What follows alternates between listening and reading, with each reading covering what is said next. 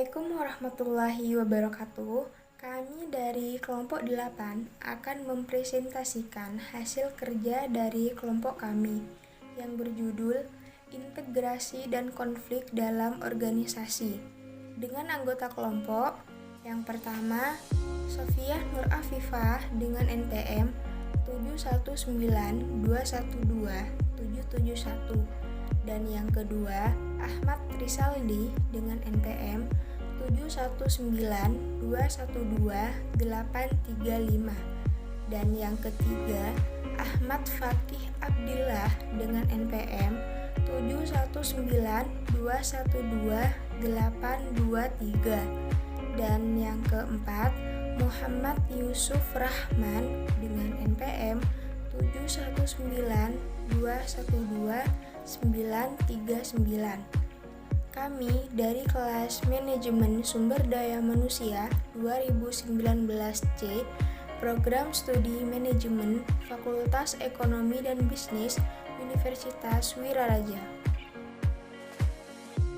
Saya di sini akan menjelaskan slide pertama, yaitu tentang pengertian pengintegrasian. Pengertian pengintegrasian adalah upaya untuk menyatukan keinginan karyawan dan kepentingan organisasi agar tercipta kerjasama dan saling menguntungkan. Slide yang ketiga yaitu menjelaskan tentang tujuan pengintegrasian. Yang pertama, memanfaatkan karyawan agar bersedia bekerja keras dan berpartisipasi aktif dalam menunjang tercapainya tujuan perusahaan serta terpenuhinya kebutuhan karyawan. Yang kedua, prinsip pengintegrasian kerjasama yang saling menguntungkan. Slide yang keempat yaitu menjelaskan tentang metode pengintegrasian. Yang pertama, hubungan antar manusia atau human relation. Yang kedua, kepemimpinan atau leadership. Dan yang ketiga yaitu kesepakatan kerja bersama. Dan yang keempat yaitu motivasi. Slide yang kelima menjelaskan tentang hubungan antar manusia atau human relation. Pelaksanaan hubungan antar manusia memerlukan komunikasi.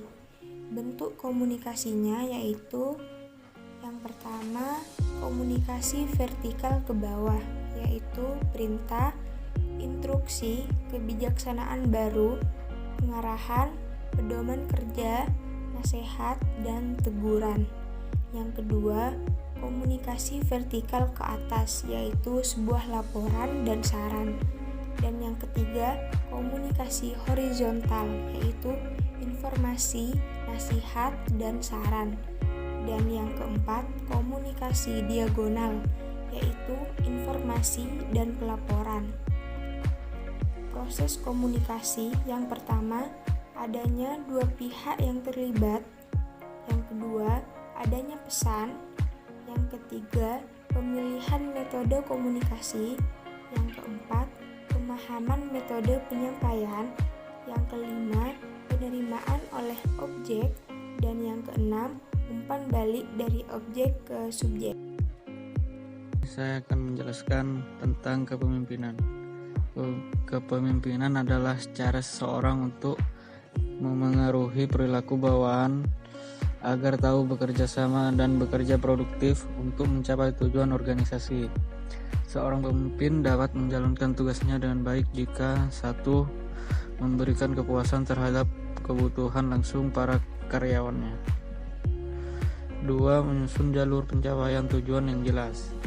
3. Menghilangkan hambatan-hambatan dalam pencapaian tujuan. 4. Mengubah tujuan karyaan sehingga tujuan mereka berguna secara organisasi. Selanjutnya, sifat perlu dipertimbangkan dalam memilih pemimpin yang baik. 1. Keinginan untuk menerima tanggung jawab. 2. Kemampuan untuk melakukan persepsi. 3. Kemampuan untuk bersikap objektif. 4. Kemampuan untuk menentukan prioritas. 5. Kemampuan untuk berkomunikasi. Selanjutnya, kesepakatan kerjasama. Musyawarah dan mufakat antar pimpinan perusahaan dengan pimpinan serikat buruh dalam memutuskan masalah yang menyangkut kebutuhan karyawan dan kepentingan perusahaan. Perundingan antara pimpinan perusahaan dengan pimpinan serikat buruh dalam menetapkan keputusan yang menyangkut kebutuhan buruh dan kepentingan perusahaan. Motivasi adalah suatu keahlian dalam mengarahkan karyawan dan organisasi agar mau bekerja secara berhasil sehingga tercapai keinginan karyawan. Tujuan motivasi ialah meningkatkan moral dan kepuasan kerja karyawan, meningkatkan produktivitas kerja karyawan, mempertahankan kestabilan karyawan perusahaan, meningkatkan kedisiplinan karyawan, mengefektifkan pengadaan karyawan, menciptakan suasana dan hubungan kerja yang baik, meningkatkan loyalitas, kreativitas, dan partisipasi karyawan, meningkatkan kesejahteraan karyawan, mempertinggi rasa tanggung jawab terhadap tugas-tugasnya, meningkatkan efisiensi penggunaan alat dan bahan-bahan baru. Asas motivasi ialah asas mengikuti sertakan, asas motivasi, asas pengakuan, asas wewenang dan didelegasikan, asas perhatian timbal balik. Konflik.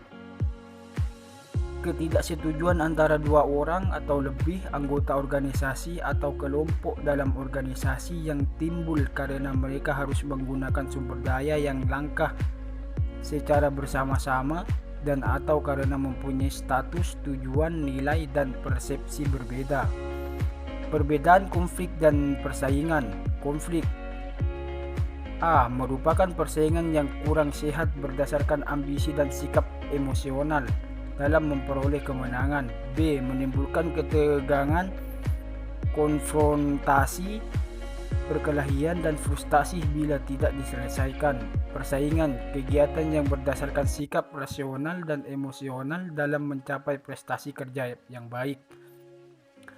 Akibat yang dihasilkan konflik: timbulnya kekompakan di antara anggota kelompok yang mempunyai konflik dengan kelompok lain, munculnya pemimpin baru dari kelompok yang sedang konflik, ada gangguan terhadap persepsi para anggota organisasi atau kelompok yang mengalami konflik, terpilih wakil-wakil yang kuat dari pihak-pihak yang konflik, timbulnya ketidakmampuan berpikir dalam menganalisa persoalan secara jernih. Sekian dari kelompok kami, kurang lebihnya mohon maaf. Wassalamualaikum warahmatullahi wabarakatuh.